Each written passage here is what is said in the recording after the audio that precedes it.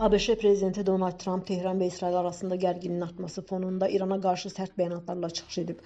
O, İranın ali rəhbəri Ayətullah Əl-Xamneyiyə açıq təhdidlər ünvanlayıb. Sosial şəbəkədəki ardıcıl paylaşımlarda Trump bildirib ki, ABŞ İranın hava məkanına tam və total nəzarət edir. Həmçinin İranın dini liderinin harada olduğunu çox yaxşı bilir. Səbrimiz tükənir. Biz tam olaraq bilirik ki, Əl-Xamneyi harada gizlənir. O asan hədəfdir, amma təhlükəsizdir. Biz onu hədəf almırıq, ən azı hələlik. Amma istəmirik ki, mülki şəxslər və ya Amerikalı hərbiçilərə raketlə atəş açılsın, Trump qeyd edib. Ağ Ev rəhbərinin sözlərinə görə ABŞ İranın hava məkanını tam nəzarət altında saxlayır. Trumpın bir başqa postu isə yalnız 2 sözdən ibarət olub. Hamısı böyük hərflərlə qeyri-şərtsiz təslim olmaq.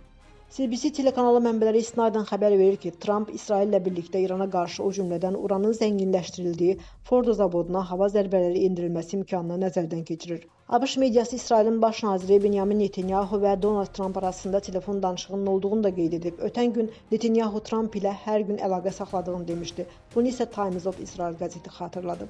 Lakin bu dəfə danışıqların xüsusi əhəmiyyət kəsb etdiyi vurğulanır. Son 24 saatda Trumpın verdiyi bəyanatlar bir çox tərəfi düşündürür.